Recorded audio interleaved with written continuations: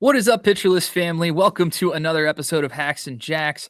I'm Brett Ford here with senior analyst Scott Chu. We're talking hitters on Pitcher List. Scott, we're back after a little bit of a hiatus. How are you? And how are things? Doing great. I feel bad we didn't have an episode last week. I know you were on vacation. I was getting prepared to do this podcast with a guest host, and my son's bed went through the subfloor in the corner of his room, thanks to a 60-year-old house and a couple bouts with termites. So that kind of fixing that, I didn't even fix it all yet, but making that workable, I ended up taking up the evening. So I'm glad we're back this week. And I apologize for the sort of no message for folks because on Thursday night we were ready, but then, my subfloor just decided it didn't want to be a floor anymore. Yeah, home improvement stuff just happens at the worst time, doesn't it? Like all the time. The joys of home ownership. For all the folks that are like buying a house because it's the right investment, you're probably right. But there is a certain joy in being able to say, hey, landlord, what the heck? Right? Because now whenever that call is made, it's to me by my own family. Right? Like it's like, hey, landlord, what the heck? Dad. The call is coming from inside the house. Coming from inside the house. It's to me. Oh man. Hey, at least it wasn't plumbing. Like that's like the one solace. Thanks for jinxing that. I really appreciate that. Oh, no, don't put that evil on me. Let's talk about news and notes for this week. We'll jump right into some injury news. Julio Rodriguez, Seattle outfielder, out on the concussion IL. Zach Gelof was reinstated from the IL last week, might be going back after a collision with the wall on Thursday. Connor Griffin, the Pittsburgh Pirates prospect, is headed to the IL for what looks like an extended period. And Mark Vientos, the Mets infielder, broke his hand. He's headed to the IL as well. Couple of impact bats here, Scott. Where are you going and what are you doing with these guys? Yeah, so let's start with the last one you said with the Mets. So that's Vientos hitting the IL. Vientos was playing some, but not a ton. It was very on and off, mostly against lefties. The return of Jorge Polanco over the last week probably helps resolve some of that.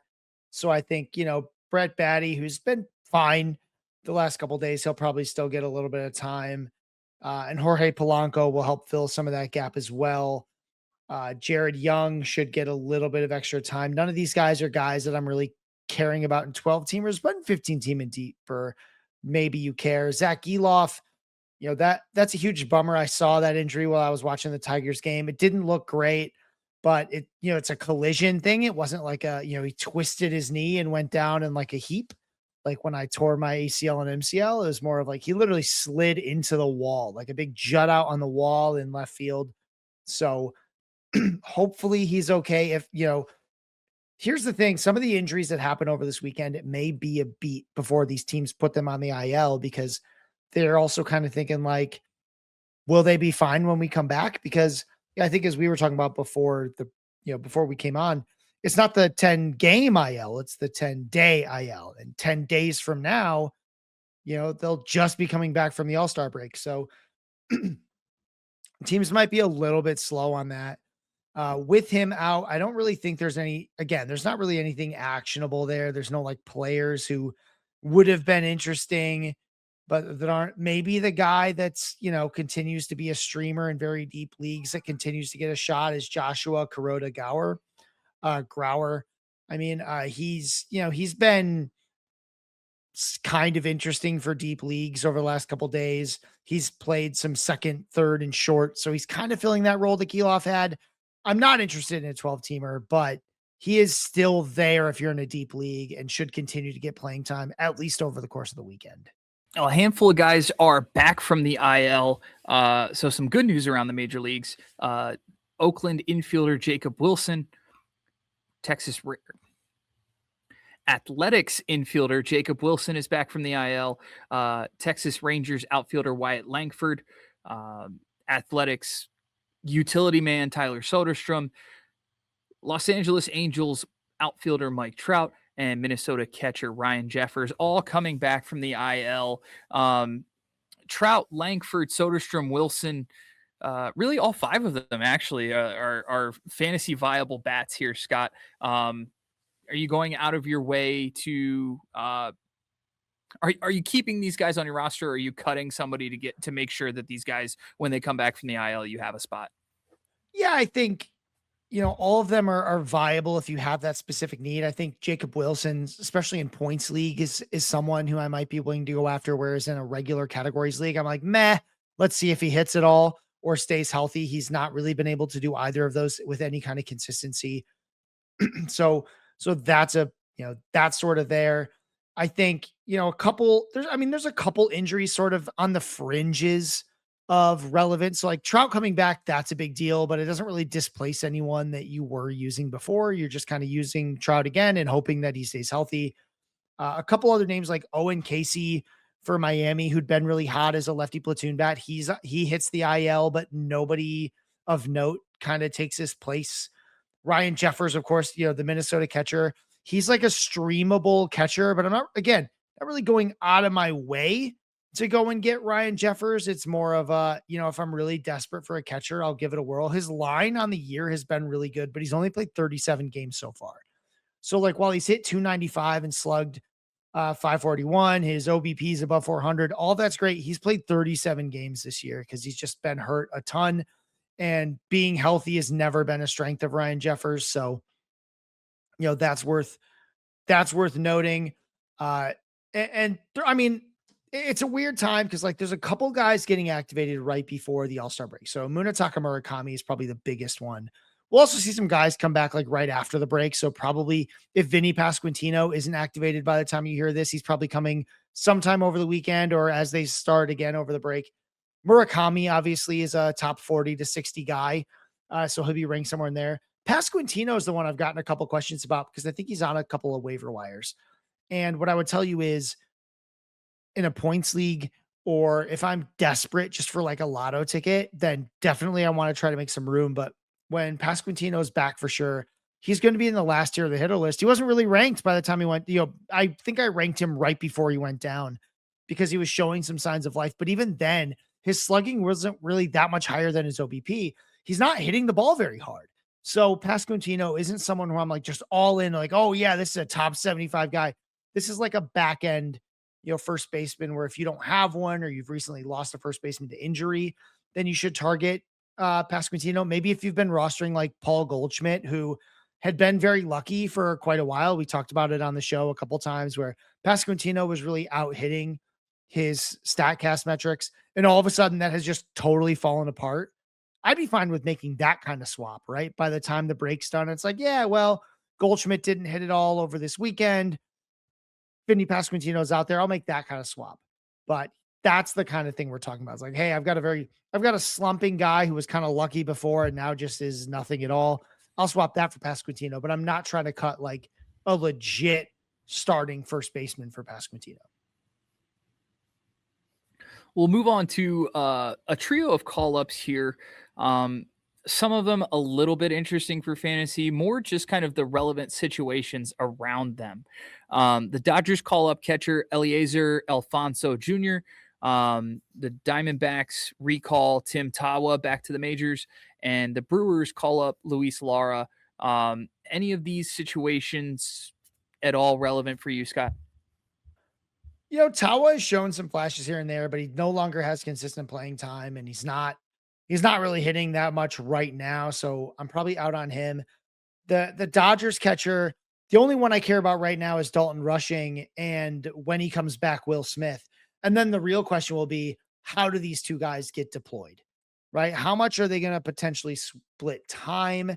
Is there going to be, they are righty lefty, but I don't think it's going to be a pure platoon because Will Smith is a longtime veteran who has a long track record of hitting. Dalton Rushing's a young guy who's really just only kind of hitting waves. Like he has these 2 or 3 series where he's really, really good. And then it all kind of comes back down and he's very below average. So that's sort of a question. We knowing that the DH spot is just simply not available in Los Angeles. So, we'll see how that goes. I think if you're, I can't really imagine any format. I'm really trying to go after Eliezer Alfonzo. He also wasn't a guy who as far as I'm concerned, was very high on like prospect boards. He's been kind of average in the minor leagues. He played 49 games this season in AAA and he had 1 home run. He was in the Tiger system for a couple of years prior to this, and he never really cracked their catching ranks. They had a couple, plus catching prospects, and Alfonzo just never really like shone bright in that kind of spot. So he's more of a back end option in very deep dynasty. But yeah, I'm not sure how many call ups we're going to get in the short term that are really going to move the needle. A lot of the big prospects coming into the year were already up. Like there's a couple guys that are still out there, like Kalen Culpepper in Minnesota, a couple other like minor leaguers who have sort of set the world on fire a little bit. Josu DePaula, Luis Lara is probably the big one over in Milwaukee, where he had been hitting well and he just got this big contract. At the same time, the Milwaukee outfield is already kind of crowded, and Lara wasn't like he had more walks and strikeouts in the minor leagues, and that was really good. He had a great WRC plus, and he had these 9 home runs, which is more than he'd hit in 2023, 2024, and 2025 combined. He only hit 8 home runs across those 3 seasons. He had 9 so far this year in just 78 games. Could that be a sign of a breakout? Sure. He also only has a 2.9% barrel rate in AAA, right? He spent the whole season so far in AAA. The exit velocity is low. The hard hit rate is low. The expected batting average is almost 85, 90 points lower than his actual batting average. The expected slugging is almost 150 points lower than his actual slugging. There's a lot of red flags on the luck metric side. Whereas like a lot of guys in AAA are a little luckier than their actual numbers, because there's a lot of like poor defense and a lot of things going on in the minors, but these gaps are enormous, right? Like 2.9% barrel rate in AAA in the majors, that looks like 0, right? Like you don't get more barrels in the majors, generally speaking. So as much as Lara got this extension and all that, but you still just wonder with him. It's like, how is he going to find any kind of consistent playing time? Especially with Garrett Mitchell playing really, really well of late. Sal Frelick playing fairly well of late. I mean, he slowed down just over this last week, but he's shown some signs throughout the season. You've got Jake Bauers, who can play the corner. And then, of course, you have Jackson Churio, who's, an all-star. He's going to continue to play left field. Christian Yelich, if needed, could play the outfield. You just kind of wonder, like, how much room is there really for Luis Lara? And then again, there's even more pressure when Andrew Vaughn's hitting. That pushes, he's not right this second, but when that does, that pushes Jake Bauers out to the outfield sometimes. It's just going to be really crowded for Lara. So in a standard 12-team league, I'm not that interested. In Dynasty, you should certainly hold. Although even then, we're not talking about a guy who was like consensus top 100 prospect, right? He was kind of a fringe top 100 prospect at best. So don't spend too many resources just because he got the extension. Perfect. That takes us to our first break. When we come back, we'll jump into Scott's top 150 hitters list this week. Welcome back to Hacks and Jacks. I'm your host, Brett Ford, here with Scott Chu, our senior analyst, who always puts out the top 150 hitters for fantasy baseball. This week, week 15, article is out probably by the time you're listening to this. And we've got some interesting risers and fallers, Scott. We're going to jump right into the guys who have crept their way up the rankings this week. And we'll start in tier 4 with 20th overall ranked hitter Otto Lopez in Miami, the middle infielder from the Marlins. I never thought that I would see the day where we had Otto Lopez as a top 20 hitter in the major leagues. Tell me why you ranked him so high. Well, it's because he keeps doing that, right? He's been a top 10 hitter so far in the season. He's the top ranked second baseman. He's the second top ranked shortstop. And, even just today here on Thursday, he had another game with a triple, a run, 2 RBI, 2 walks. The plate discipline is actually about the same, right? He's at his best in points leagues because he, puts a ton of balls in play. The stolen bases are way up. He's already got 17. He's already got 60 runs scored. Like he played 143 games last year and he had a 66 runs scored. He's at 91 games. He's already got 60. The home run numbers are up. Really, it's funny because like the barrel rate is roughly the same, right? It was 7.1% last year. It's 7.2% this year, but the hard hit rate is up. The batted ball profile did improve slightly. So it's like it's fewer line drives. Like nothing about him, like prior to this season, nothing about him really jumped off the page. And that still remains the case. Like he's really good at making contact, but he doesn't he doesn't hit the ball, super duper hard. He's hitting it harder than ever before, 89.7 mile per hour exit velocity, but last year it was 88.5. Nothing like everything's kind of just moved up a bit incrementally, but it's the consistency that like this dude doesn't have really a bad week on the entire season, right? Like he's been maybe like replacement level for 1 or 2 weeks throughout the season, but I mean, it's just constant good stuff, Like there was a brief bit in like mid to late May where he was below average and maybe like a very short time at the end of April that he was below average, but otherwise he's been really, really up there. He almost never strikes out. Like his rolling, 15 game strikeout rate recently is like 6 or 7%. Everything's in play. Everything's sort of generating action. He's hitting 345. And while that's a little bit lucky, it's not that, I mean, his expected batting average is 299. Everything is just there to be like, look, second base has problems. Consistency has been hard to find anywhere. And while there's nothing on the page that just jumps out that says, oh yeah, this guy is definitely like a total stud, he's on pace for about 15 to 18 home runs and close to 30 stolen bases. He's going to hit for a high average. He's doing it all right now. So it's hard not to just keep moving him up, especially again, when every single week is positive in a league that's more and more with guys who are amazing for 3 weeks and then bad for 3 weeks. Like a guy who's just always contributing in a positive way is really hard to find. And that's what Otto Lopez is doing. Yeah. I mean, he looks like Francisco Lindor in a Marlins uniform right now. He's been outstanding. Let's move down the list a little bit to 40th overall, where it's another second baseman. We talk about how weak second base is, and here we have yet another second baseman in the top 40. It's Washington Nationals second base eligible first baseman, Luis Garcia Jr. He's up 10 spots this week. Scott, tell me why. Yeah, and look, I think the first thing some people recognize about him is like, oh, he's a platoon guy. He sits against lefties. And it's true. He does. But he also has 20 home runs in 87 games.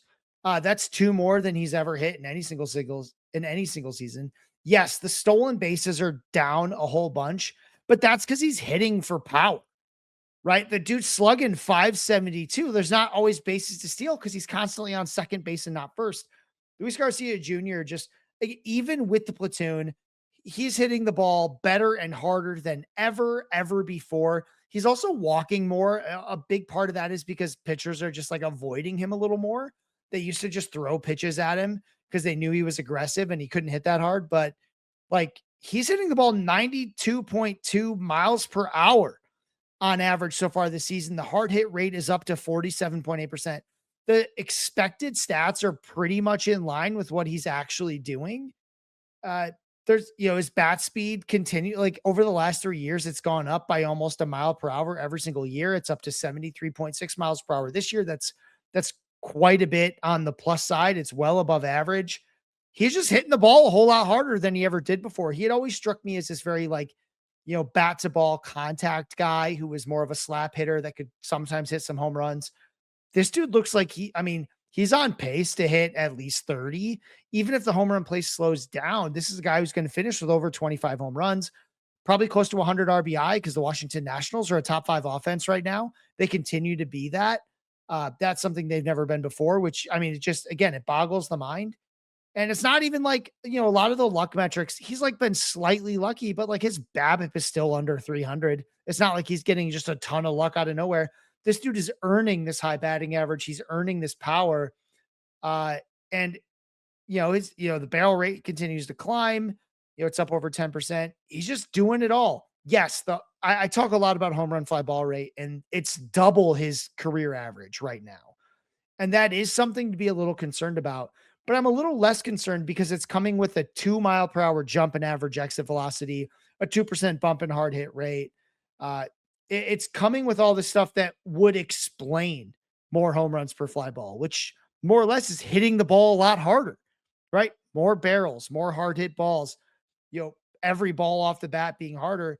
That will lead to more, home runs per fly ball, right? So that's what's happening. So is there a little bit of luck there? Sure. Do I think he's going to come close to hitting 40 home runs? Absolutely not. But I think he's well on his way to 30, which still bakes in a lot of slowdown over the rest of the season.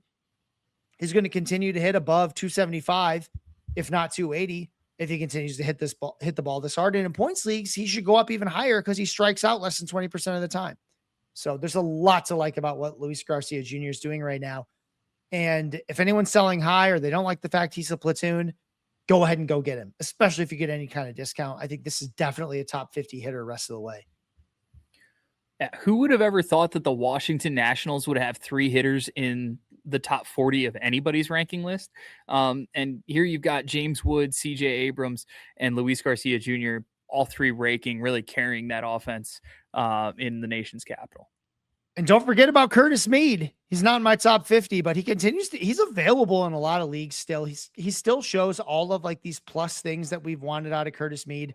He's been real good. And if anyone, like, I get a lot of comments about like, are we still on with Curtis Mead? The answer is yes. Dalen Lyle, also a guy who's kind of gotten back to hitting. He had a really rough about month or so back in June, but he's turning things around right now. So if Dalen Lyle is on your wire, you should go get him. There's a lot, there's a lot on the table in the Nationals batting order that's worth owning in fantasy, which again boggles the mind to an extent, but go ahead and get him. I think the guy I'm almost the least confident in, I don't have a lot of confidence in Dylan Cruz. I think CJ Abrams might be a sell high because he continues to kind of overperform, even though he's been a top 20 bat. And the only reason I think he's a sell high is because I think you get a whole lot for him as he's been a top 10 hitter on the season, more or less, as someone who's like, he hasn't shown the same kinds of improvements as other guys have. It's like he's slightly improved with massively improved numbers, but all the rest, you're definitely holding, especially James Wood being the most impressive for fixing these fairly serious and hard to handle issues he had with breaking balls. He just like spent one offseason being like, yeah, I'll figure this out. We wait years for guys to make any kind of improvement on breaking balls. James Wood improved in both contact ability, power, and decision-making against breaking balls over the course of one offseason, after he spent the whole second half of last year being one of the worst regulars in baseball and being one of the very worst hitters against breaking balls. It's a total 180. It's absolutely amazing. And that's really the core of what these Nats are doing right now. Well, let's move away from Washington. We'll move to the opposite coast. We'll look at the San Diego Padres outfielder, Jackson Merrill. Merrill ranked 73rd in your list, Scott, right in the smack in the middle of tier 8. He's up 14 spots this week. He's showing a lot more speed than I think we were expecting coming into this year. What else is going on with Jackson Merrill? Well, he's still a bit below where he was to start the season, right? But a couple things have changed for him. Number one, he has shown some ability to hit for contact, hit for a little bit of power. He's hitting for speed. But more than anything else, he's made his way back to the top third of the order. So he had moved down to as low as like 8th or 9th earlier this season. Just earlier this week, like as of Monday, he was the number 6 hitter in this lineup. But over the last 3 games, Tuesday, Wednesday, Thursday, he's gone up and moved to the number 2 spot in the order. Samad Taylor hitting the IL, who was a guy that was really just slapping speed anyway. The power was never really going to stick around. We talked about a little bit in the last episode. He hits the IL, that opens up again that 3 spot in the lineup for him. So the 2 spot, I should say. So Merrill's getting the job done of late. Again, he's still going to be a disappointment based on where you drafted him, but he should be a lot better than where we thought he'd be about a month ago, where he was just kind of clinging to the back 20 or 30 spots in the rankings. Now he's really solidified himself back in the top 100. Even if he's not going to reach the heights that we hoped for earlier this year, you already paid that price. That, those dollars are gone. At least you're getting something very salvageable from him from the rest of the way. We'll take a look at another young outfielder as we scroll down the list a little bit further. We go to tier 11, just outside the top 100. It's New York Mets outfielder AJ Ewing. He's up 30 spots, Scott. I assume that it's probably because he's taken over the leadoff spot in the Mets lineup, or at least partly because of that. Oh, you're getting to know me so well, Brett. That's exactly what it is. This is the second Mets outfielder this year that's shot up rankings because he gets to bat in the leadoff spot. Carson Benj didn't end up moving down these ranks very much, despite moving to 5th, because he's still hitting, and he should get more RBI opportunities, and he's going to hit, I think, fairly well. But AJ Ewing, lefty, he's now 4 games in a row batting in the leadoff spot. He did it again today. He had a hit and a run. He did strike out twice, but whatever. The strikeout rate has gotten a lot better for Ewing than where it was, I think, shortly after his original call up, where it was kind of hovering in this 30% range. The walk rate continues to be in the double digits. The strikeout rate's down to like 15 to 17% over the last 2-3 weeks or so. Look, he doesn't like rip the cover off the ball necessarily. I still don't think this is going to be a guy, he's hit a lot of home runs lately. I'm not sure how many of those stick around. So he's got 5 home runs since June 24th, which is awesome. Don't get me wrong. I just don't think that's the bit that's going to stick around. I think some of that is it's a little bit of good luck, a little bit of just being hot. Being hot isn't the same as being lucky. Being lucky is when you're hitting balls that really shouldn't produce results, and they do. Being hot is hitting a lot more balls that produce results than we expect you to do long-term, right? Like you're hitting above your weight class, but it's not as though you're getting lucky. They're not just missing outfielder gloves or whatever, or finding just the right spot on the field. You just are hitting the ball better right now, right? But you're not going to keep doing that forever. And that's where I am with AJ Ewing. But the stolen bases should continue. He has been caught a couple times of late, but I think they should fix that a little bit. But he's got this bit of a blend between power and speed. I think he can hit 5 or 8 more home runs the rest of the season. Possibly. It might be a little lower than that. He'll continue to steal bases. I think he can steal double-digit bases the rest of the way and hit for a decent average as well. And again, hitting leadoff really puts his skills to their best use because he gets more chances to get plate appearances where he can get on first base and then try to steal second. It also just gives him more plate appearances at all, right? And he puts the ball in play a ton. So when he's hot and leading off, you get a lot more juice out of that than when he's hot and batting 9th, right? So he could fall a tier. He would fall a tier or 2 if he moved back down to like 6th or 7th the order, which is where he was like a week ago. But as of right now, batting first, he's gonna move up quite a bit and is someone who's above that sort of streaming outfield line. He's someone that we're looking at it with potential long-term sort of staying power on your roster. We'll move down 1 spot on the list to 105 overall to Miami outfielder Kyle Stowers. Stowers provided the fireworks on July 4th weekend with 3 home runs in the series against the Athletics out in, were they playing in Sacramento or Las Vegas? I'm not sure. Either way, in a rinky-dink park, he hit 3 home runs and then popped another one against the Mariners in Miami's home ballpark on Wednesday. Scott, other than the very recent home run streak, what are you liking about Stowers to raise him up your ranks 16 spots? Yeah, so Stowers is hitting the ball extremely hard lately, right? So just in sort of the second half of June, if you just go from June 20th on, his average exit velocity is 95.5 miles an hour. That means most balls are hard hit. So that's really exciting. Although it is, his hard hit rate over this span is 68.4%. He is overperforming his StatCast a little bit. And I think a big chunk of that may have to do with the fact he did get those 4 games in Colorado and then 2 more games in Sacramento.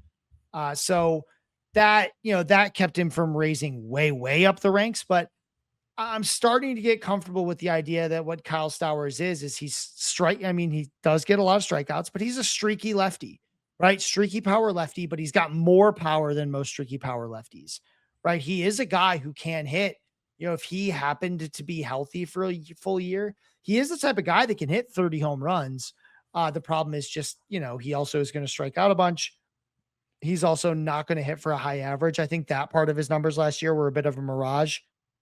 But while he's healthy, while he's swinging the bat hard, I think he's just someone you really ought to plug in as a power streamer. And, just before we move on to anywhere else, I do want to talk about the feature of the list this week, which actually happens to be Garrett Mitchell. He ranks one spot right above both these guys. And he actually has a similar problem as Kyle Stowers, which is Garrett Mitchell is not good at making contact. He's abysmal at making contact, actually. But because he has so much power and so much speed, when he's seeing the ball well and making good decisions, taking walks, Garrett Mitchell can look like an absolute superstar in this league, which is kind of what he's done for the last 2 or 3 weeks or so. So Mitchell, he's hit a bunch of home runs. He's just absolutely smacking the ball. Even if you just go back to towards the end of June, you go back to June 29th or so, his average exit velocity is over 96 miles an hour. He's slugging 800 in these 38 plate appearances, which is over his last 11 games. In fact, if I made it just 10 games, it'd be slightly better just from June 30th. He's hitting the ball like crazy. And I move him far up because I do think you need to chase the stolen bases. You need to chase the power. The walk rate's great. So if you're in an OBP league, there's a bit higher of a floor, but you also have to remember that these guys who struggle with contact are extremely streaky, right? This is what we see at the top end. This is what we see with Nick Kurtz. It's what we see with Rafael Devers. And on the bottom end, we see it with guys like Stowers and Mitchell, right? They just struggle with making contact. So they are really, really streaky, but when the getting's good, you should go get it, because when these guys are hitting, they are setting the world on fire, right? Because they just swing so hard and put so much power on the ball. So you should go get them now. I'm not saying you're going to necessarily keep these guys all the way. They didn't quite make it into the top 100, et cetera, et cetera. But while they're hot, I think you absolutely need to scoop them and get every little bit of juice that you can out of these hot, hard-hitting bats. Well, speaking of hot bats, there's one more guy that I wanted to discuss before we move on to the fallers, and that's Kansas City's Tyler Tolbert. Tolbert, fantasy irrelevant until maybe 3 or 4 days ago when he put together back-to-back 5-hit games. We're not falling for this, right, Scott? Yeah, so Tolbert's a righty. He's gotten the Royals have played a ton of lefties of late, right? So Tolbert's only played against one in the last 5 righties. So when that schedule balances out, he's really not going to get quite as many looks. But he is, he's obviously hitting well over the last couple of games. It's really these back-to-back 5-hit games that shoot him way up. Like if you're looking at your waiver wire and you're like, hey, who's been the best over the last 15 days? It's going to show you a dude with 10 hits in 11 plate appearances. But I think there's something really important to call out about that. And while, expected stats aren't necessarily perfect and they don't stabilize immediately, it's really important to note that this dude had 10 hits, including 2 home runs. Do you want to take a guess as to what his average exit velocity was during those 2 games? And just again, in context, he hit 909 with a 1545 slug, right? A 606 WRC plus. These are breaking numbers because it's only over 2 games. He had 2 home runs, a double on 10 total hits with 7 runs scored, 4 RBI, and he stole a base. What do you think Tyler Tolbert's average exit velocity was in these 2 games? 91. Try 81.9. For context, that is pitcher power. When pitchers hit, this is roughly how hard they hit the ball on average, right? And of these, again, we've got 10 batted balls here, and on average, they went about as hard as a pitcher would hit the ball. So if you're looking for a luck stat, there it is, right? Yeah, his expected stats would have been fine over the span, but they're literally like a third of what his actual stats are. And it gets weird. He had one barrel. Of these 10 hits, one of them was a barrel, right? Which is fine as terms of an overall rate, but like it's not like he was just absolutely crushing the ball everywhere.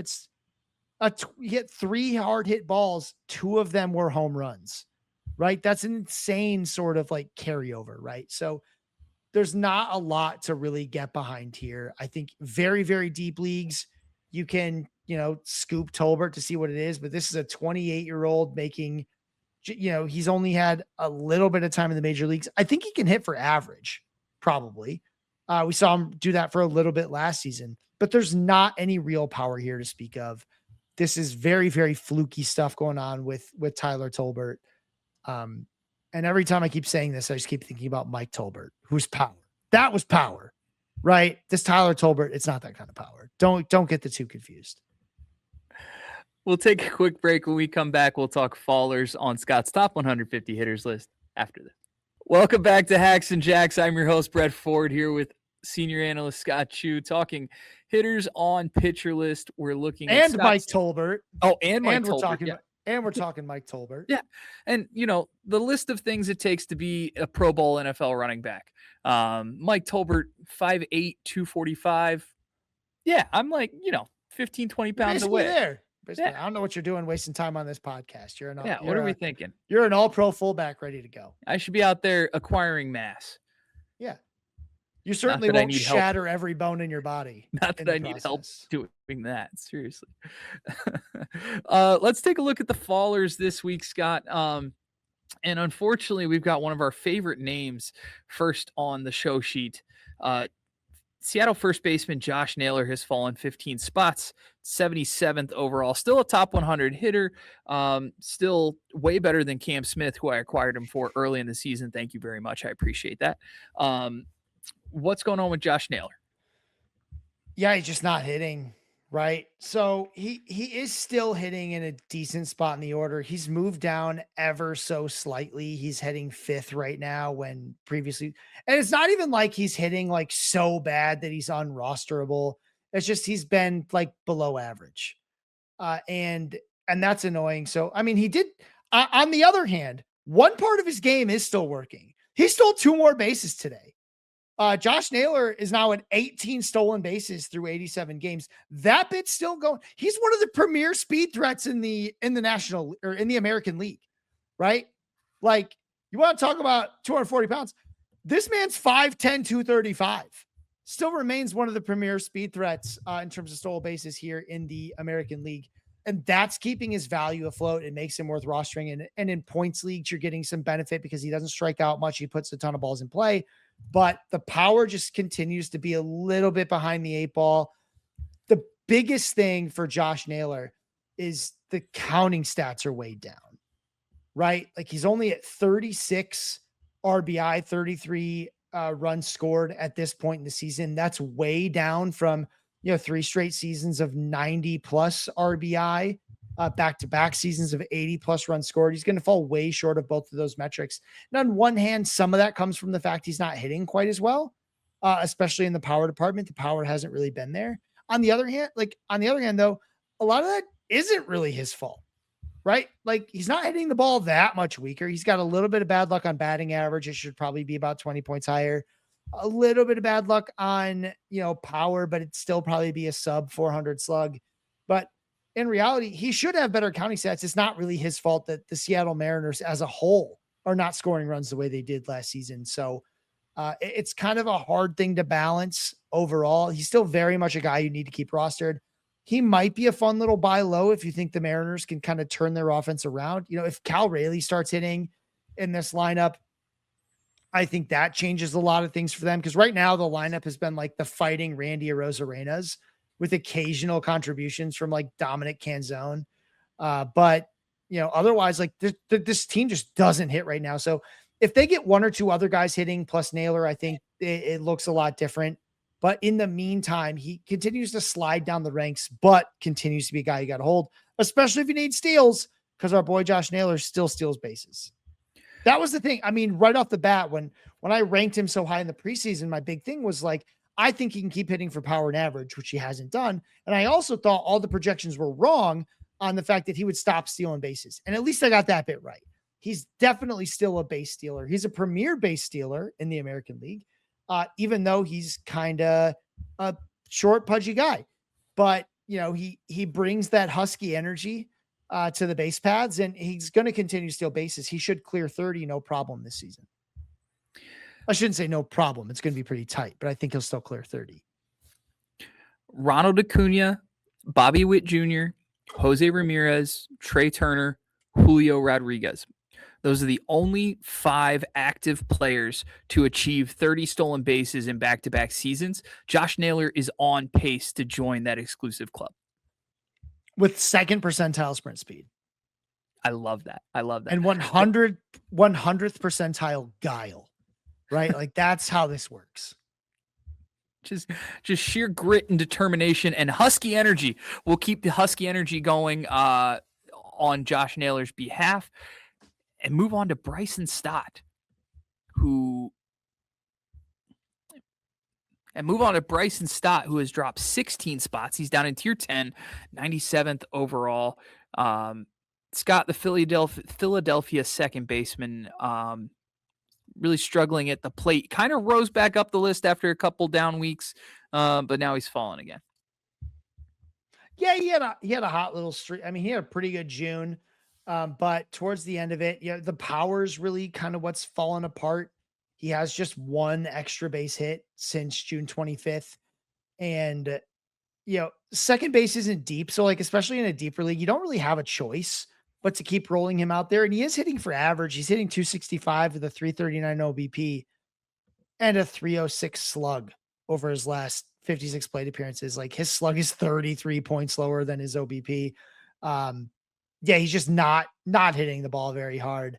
Really relying on runs scored. He did hit 4th just the other day, which I kind of blew my mind. He went back down to 6th. On Wednesday he hit 4th, but today on Thursday he was back to 6th. But he's still hitting in this okay spot in the lineup, and this team is scoring some runs, so he continues to be like fairly useful as a second baseman.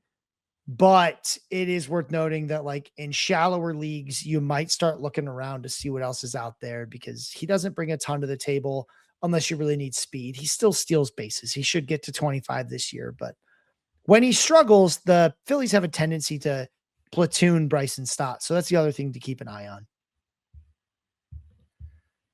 We'll move further down the list. You touched on this player a little bit earlier in the podcast, but we're going to talk a little bit more about New York Yankees first baseman Paul Goldschmidt, down 23 spots to 112 in the list. What's going on with Goldschmidt, and why is he falling? Well, eventually, when you're really overperforming your expected stats, things will sort of correct themselves. They just don't usually do it quite this hard. But, I had been saying to people like, hey, look, what he's doing isn't sustainable. Paul Goldschmidt is not hitting the ball very well, but he's getting a ton of results. This eventually is going to kind of crash out. And I knew that was true. I just didn't think it would happen quite like this. He's 0 for his last 34 coming into Thursday's action, with a 42.9% strikeout rate and 1 walk.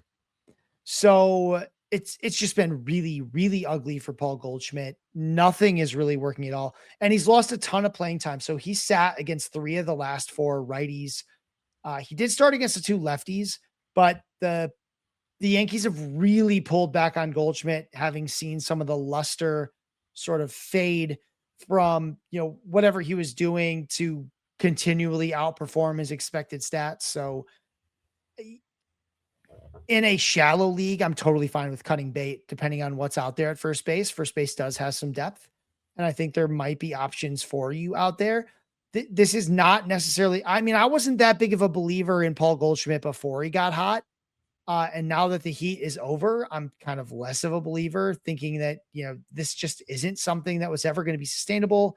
And so if, I doubt Ryan O'Hearn is still out there after that massive game, but I'd rather have Ryan O'Hearn. I'd rather have Cody Clemens, Kyle Stowers, who we already talked about. Josh Bell might still be out there. Jacob Gonzalez for the White Sox. I'd be very willing to kind of jump on in a shallower league because we're already in this replacement we're starting to get into this replacement space. And so, Curtis Mead, who I talked about before, I definitely want that. I think where I draw the line is Spencer Torkelson's been hitting a little bit well lately, and I don't think I'm ready to make that move quite yet, unless it's maybe OBP, because Torkelson has been better in that particular format. But, well, he's been better than he would have otherwise in that format. But, Paul Goldschmidt sliding down, and I wouldn't be shocked if he slides down again, just because that hot streak wasn't like him finding himself. It was just a lot of really good fortune on batted balls, being an average to a slightly above average hitter and getting elite results.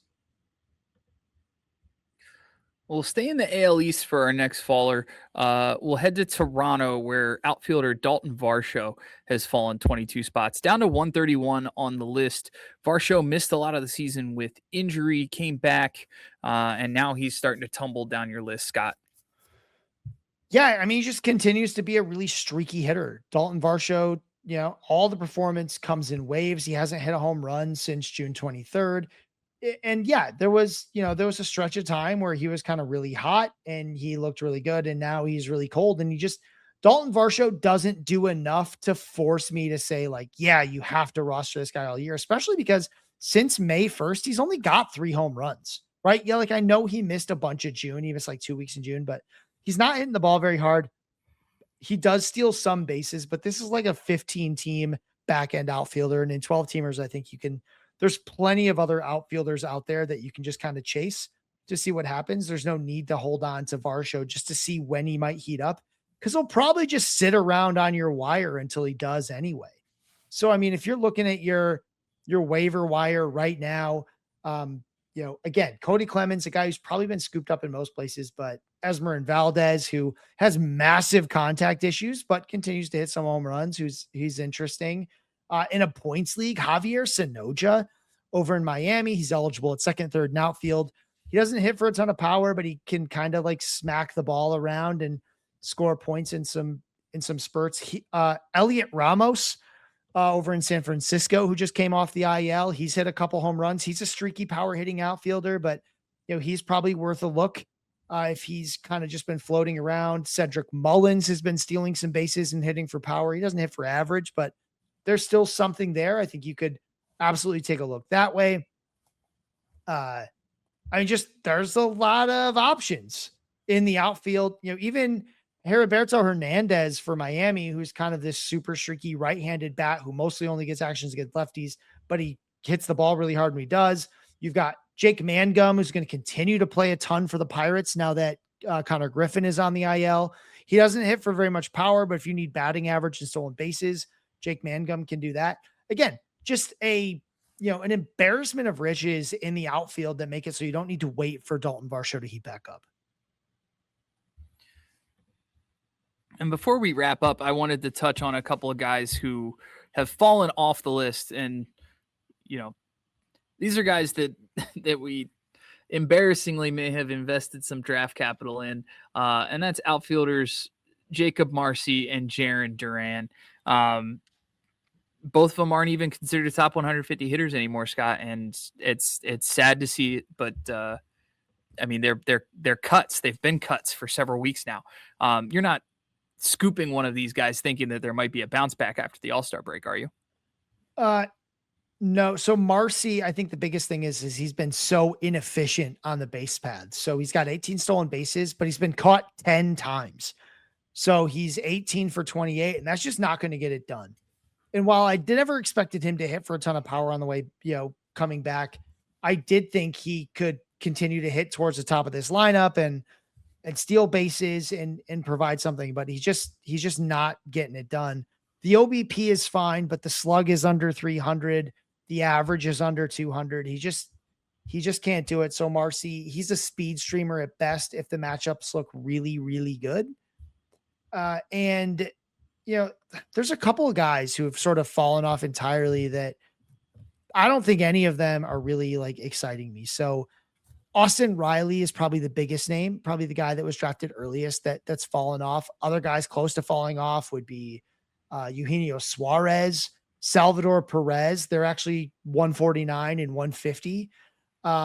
Willie Adames is 147. A lot of these guys, I can't sit here and tell you that I think there's going to be a bounce back because I've been horribly patient keeping these guys on the list for even as long as I did. And at this point, it's kind of like, look, they're well below the spot in a 12-team league where you have to hold them, right? That really starts, honestly, like around ranks like 124 in a 12-team league. You can even basically outside the top 100 in a 10-team league, you can start kind of thinking whether or not you have to hold this guy. You get past like 120 to 125 in a 12-team league, you can start thinking like, I could totally swap one of these guys for someone who's hot or maybe who fits my needs a little bit better. So, I get asked a lot, like, who do I think is going to break out in the second half? That's a really hard question to answer because it's like, who's going to start doing stuff that they're not doing right now? Maybe sometimes I can I don't want to say I can predict, but sometimes I'll look at guys who maybe had a really bad month or so in terms of like expected results were really good, but actual results were less good. So, I mean, an easy example of that was like a Miguel Vargas, where I was like, look, he's still hitting the ball just as good as he did when he was hot, but the results aren't as good right now. Just keep staying the course. He'll turn it around. So that was an easy one. Like Miguel Vargas, did end up turning around and it worked out great, but there's not a ton of names that jump out. I mean, Julio Rodriguez has had a lot of bad luck in terms of like his expected stats versus his actual stats. So maybe he can turn it around a little bit, but it's not like you're scooping up Julio Rodriguez off the wire. You're talking about guys like to maybe try to get off the wire. Brandon Nimmo is hitting a lot better than his actual stats sort of suggest. And he did just fall again on the list because he's an outfielder and you don't need a lot of patience, but he's someone that I think could bounce back pretty good. Casey Schmidt has been extremely unlucky over the last month or so in terms of expected stats versus actual. It's like an 80-point difference. So if Casey Schmidt's out there on your wire, he should at least be on kind of your watch list, if not scooping just to cover some extra positions. I think he could maybe kind of pull some things around for you. But otherwise, again, it's hard to just say like, oh, this is definitely going to be a breakout or something like that. But yeah, Brandon Nimmo and Casey Schmidt are probably the best examples I can think of guys who should have like a slug that's 100 points higher than it is today. Dylan Cruz has been a little unlucky, both in batting average and slug. I'm not a huge fan of his skill set overall, but if you're looking for a lotto ticket in a deep league, I think Dylan Cruz has shown that he can be better than what he's been so far. He can be like a solid player, even though the expected even though the actual stats have been pretty bad. But that's probably the extent of it at the moment. I don't see a whole lot more bad luck just jumping out at me. I think the only other name I'd say as a breakout who I continue to rank well, I think there's more to Curtis Mead. He just continues to show all three skills. I think there might be a breakout heading there too. So if someone's getting bored of Curtis Mead, I think you can grab him.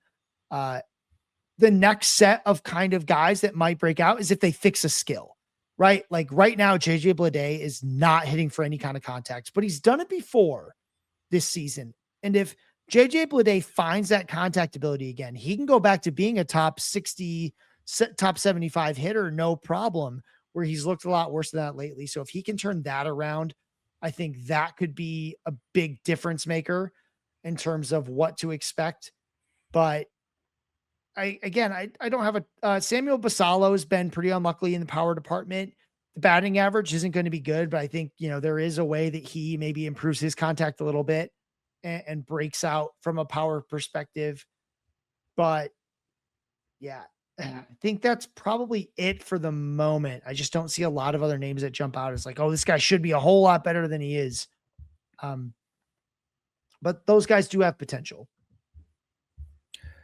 Excellent. Well, Scott, thank you so much for another rundown through this week's list. Scott's release will be, by the time this podcast is posted, probably should be ready to rock and roll for another week of the top 150 hitters list. Scott, tell the people where to find you and your work outside of the top 150 hitters list. Yeah. So otherwise, obviously, there's this podcast that comes out. But on Fridays, we've got the Reddit AMA that'll start around midday, sometime between 12 and 1. You'll be able to check that out. So go ahead and give that a look. And if you are in the Discord, if you're in the Pitcher List Discord, I am answering questions every moment that I can. I do that. If you want a taste of that in the Reddit AMA, that's the kind of insight you get in our Discord every single day. If you want to ask me questions every single day. So again, I'm not trying to put the hard sales pitch on it, but if you want that kind of feedback on a daily basis, the Discord's a great place to get it. You get it from me, you get it from others. If you want to talk about pitching, you can talk about pitching. I won't help you with that, but somebody will, presumably, on the staff. So that's the other great place to look. But yeah, I'm kind of all in on pitcher lists. So yeah, the Reddit AMA on Fridays, the pitcher list or the hitter list, which usually comes out on Thursdays. I've just been killed at work the last couple of weeks. So it's going to come out early Friday. The ranking bits are done. If you're a PL Pro, you'd see them already. That's where Brett is kind of getting this reference from. But otherwise, they will be out Friday morning. And yeah, so feel free to reach out, ask any questions you've got. I'm still here talking hitters, even as people talk about football, Brett. As it's a great segue because you can find me at Fade That Man on Twitter and all the socials. In addition to the Hacks and Jacks podcast and my work on Pitcher List, I am also working on the fantasy football sister site QB List. Fantasy football season is almost to the point where we can say it's kicking off. Draft prep season, very exciting time where nobody's wrong yet, which is nice. So check us out on QBList.com. Check me out on the QB List Podcast Network with my buddy Jay Felicio. And check me out in the Discord. Hit me up with any questions about hitters. You're probably better off asking Scott, but you can ask me my opinion too. That's fine. You can ask me football questions too. So make sure to find me in all those places. Number one sleeper, Mike Tolbert. Just keep it in mind, folks. Mike Tolbert. Mike Tolbert, baby. 5'8", 245. He's been retired for well over 8 years, but sleeper. Oh, yes. He'll be cheap on draft day. He'll be cheap. Oh, yes. Well, that wraps up another week of Hacks and Jacks. For Scott, I'm Brett. Thanks for tuning in. See you later.